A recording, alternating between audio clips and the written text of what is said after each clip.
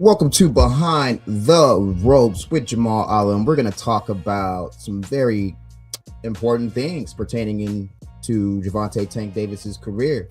We're going to talk about how probation could possibly end Gervonta Tank Davis's career. You better watch out today. Hey, hey, hey. You better watch out today. Hey, hey, hey. You better watch out today. Hey, hey, hey. You better watch out today. Yes, I'm your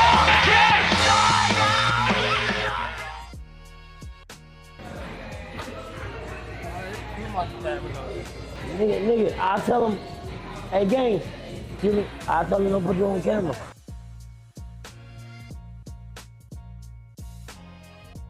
All right, yeah. So the first thing we're going to talk about is his absences from social media. I think a lot of people build false narratives around that. And I kind of just want to kill that right now because a lot of people, they love to do that. And I just hate that personally. So we're going to dive into just some of the accounts of when he actually, decided to break off from social media. And then you guys can get your opinion on it. But this is definitely my opinion. And I definitely do think it makes sense due to some of the legal actions that has been taken against him. So let me just go ahead and read this. Why did Tank deactivate X? Okay, this was brought up by Boxing News 24. I've seen their stuff a few times. So it says, in the past, Tank Davis deactivated his X account in July 2025 and November, which I do believe it was the 8th of 2024. It would be self-defeating for Davis to keep his account deactivated during the complete 8-week buildup for his fight against Jake Paul because he needs to be making posts to help promote the fight. Now, if anybody that has been in serious legal cases, there's going to be times where they're going to tell you not to appear on social media. I mean, it happened to the president. I mean, we banned him from X before for a long time. So I can only imagine that most of, his lawyers probably gave him the legal advice to get off of social media at certain times. It just, so that way he didn't incriminate himself. So a lot of people get it twisted about, he's running from people or he's mad that he got off X because he's not fighting the people we want to fight, and we think he doesn't want to hear that. No. If Gervonta Tank Davis can sit online and cuss out his own fans, I don't think he cares. I think it's definitely a higher power kind of moving his hand a little bit. So let's dive more into this right here, guys. So right here, it says he can't leave it up to Jake to do all the hard work himself. Again, I think Jake is a terrific promoter. He was able to do some wonderful things with the women's boxing. So I don't think that's going to be a problem. So let's just move on along. So now we're going to talk about right down here. And it gets kind of interesting. It says Davis, which has 30 wins, 0 losses, 1 draw, 28 knockouts, likely grew tired of fans bashing him for his retirement decision, as many of them had wanted him to stay in the game long enough to fight Shakur in a mega fight. Also, Stevenson unleashed a firestorm of fury posts in reaction to Tank's retirement announcement on September the 26th. Instead of blocking him, Davis chose to reply to many of Shakur's angry posts. That was obviously a labor-intensive and time-consuming task. Look, that lets you know right there. If Tank had the time to pop it, and sometimes, of course, he gets triggered. He can't help it. I mean, you've seen it. He's came on his X and he just exploded. He's holding it back. He's watching you guys from burner accounts or something and just not responding, just basically playing his role, playing that, kind of like what Clarissa Shields does. But Yeah, man. I definitely think the lawyers pretty much have him by the balls right now. So I I don't put much into it when people say, "Oh, he's deactivating because he's having mental breakdowns." Well, yeah, maybe from the legal cases, but not from the fans. I don't think he gives two shits about what the fans think, or any of what his fans think. I think he's shown that in the past. But this is something, it does raise concern. And the reason why it raises concern to me is because you could tell that he wants to be out there, and you've seen in the clip before where I showed you AB and him. You can see, man, he wants to get out. Like, it's like being a caged animal, like you're locked up. You want to be out. You want to enjoy yourself with your friends, but you can't, man. And just being out with AB is nothing but trouble to me, in my opinion. I know that's your boy or whatever, but you're trying to make it to the Schofield fight, and that's highly important. But man, we're gonna dive on to the next segment, which is going to be called Life on Probation. These statutes right here that I highlighted for us and kind of made it for us to be able to see it is the Maryland statutes. This is basically for the hit and run back in 2020. That's where he caught that case at in Maryland. So let's just dive into that. It says for the Maryland Penal Code 6-220, probation before judgment. He's already on probation, so that's not good. Okay.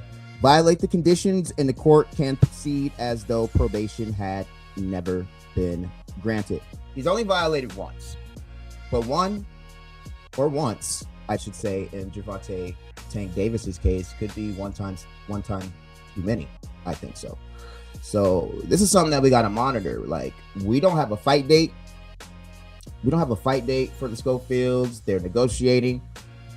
If I'm a Tank fan, or if I'm Tank, I'm just like, bro, I got to make it to this fight because you got to make this money, man. So let's get into the next statute here that reads 6-223. Gives the court authority when probation is violated. Escalating consequences depending on the nature of the violation. So let me just kind of make you guys aware, man. He's got bench warrants, active bench warrants in 2 different states now. Crazy work.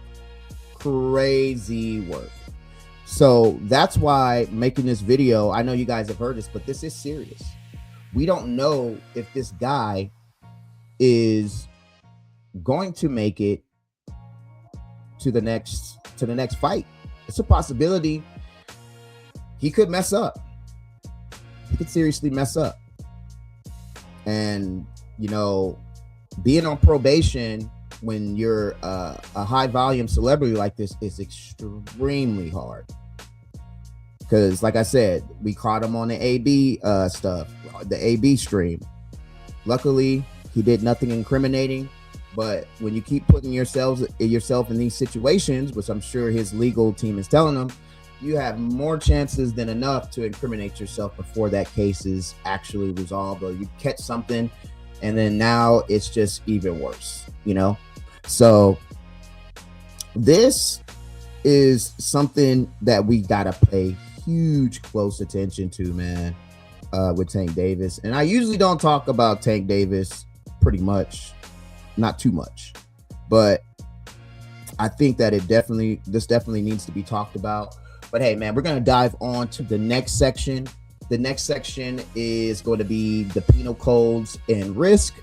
And we're going to talk about basically what's going on in Florida, that warrant. So we kind of just went over, what happened, the stuff that's sticking with him in Maryland. Now we're going to talk about the stuff that happened in Florida. Let's scuba dive. So we're looking for 2 of them, okay? So the first one that we're looking for is 784.03 or 78403, whatever you want to call it. I don't know if you guys can see my mouse, but it says, it's the third one. It says battery felony battery. So when we talk about the Florida charges, that basically involved the young woman that Tank was dealing with. that's why that charge was given. Just kind of, I kind of just make it easy for you guys. I don't like to say all these fancy words, but I like to just kind of break it down. The fact that someone got hurt, that's why it is battery and felony battery. Now, the next one is 78405, and this is chapter 784, and this is culpable negligence. Now, to break it into simple terms, That's basically just flat out reckless behavior. that's it. That's it. So that's why these bench warrants are standing. This is coming from Florida. So these warrants is what scare me the most. Like, it's kind of hard to explain. Like, this guy can get snipped or clipped at any given time, and you can tell how severe AB was trying to protect him while he was on that stream. It was highly important. And also you could tell some of the ways that, you know, Gervonta was moving, didn't really want to go out there with that crowd of people, kind of wanted to stay secluded.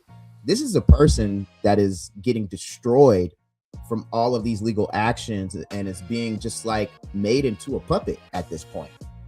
So we don't know when this fight is gonna happen, man. We don't know at all. But what I can basically say is we need a date. That way, oh boy can figure out maybe how long he needs to stay good. I mean, he's only violated once, man. He's only violated once, but ever since 2020, his career has just taken a downward spiral. Like, they've kept him hooked up, like really, really bad.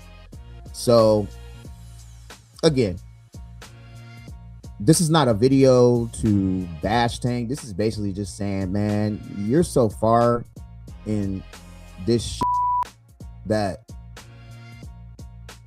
I'm not sure, bro. Like, if you're gonna be able to be good till it's time to fight, you know what I'm saying? So the next segment that we're gonna dive into, man, we're gonna get right to it, is called "What's the Stakes," man. Where the stakes are at for our guy Gervonta Davis. So let's dive into that. What's basically at stake here is the potential loss of fights, basically losing his license. That's what I'm really, really afraid of for him next, is losing his license. It's obvious, we could see he's got a temper, and it only shows around women for some reason. I get it. Some guys, they don't like kicking it around women all the time, and maybe sometimes they shouldn't kick it around men. Maybe he shouldn't kick it around men too much, because I mean, it can get you in trouble too with the drinking and all that, like AB is doing on their little streaming channel. So you definitely want to stay away from that. Like, home dude need to get into church or something. He need to like get into some programs or something. But I know it's hard. You get bored. You can't interact on social media because your lawyer's got his hands freaking clenched on your balls. So it's just, he's in a tough place, man. He's in a really tough place. So that's what's basically that's at stake for him, man. I do think that it's a possibility that something else can happen, because he's already kind of far along. Like, when I read what was that, 6-220 probation before judgment, that was kind of letting you know he's already kind of ahead of schedule with that. So, and that's with the violation, his first violation. So we gotta pray for homeboy. I mean, I know you guys want the fights, and that's the sad part, right? We only want him back for the fights, right? We only want him back for the fights. But It's true, man. He's at a tough time. I do think it's a lot at stake at this time for Gervonta Tank Davis. And I definitely think from watching these recent videos and some of the videos that I just showed you right now, he's definitely at risk. But hey, man, let me know your opinion. Let me know if you think Tank is going to make it to that fight with Floyd Schofield Jr. And let me know how you think that fight's going to play out, man. Till then, you're with your boy Behind the Ropes. My name is Jamal, and I'll see you soon. You better watch out today. Hey, hey, hey. You better watch out today. Hey, hey, hey. You better watch out today. Hey, hey, hey. You better watch out today. Yes, sir.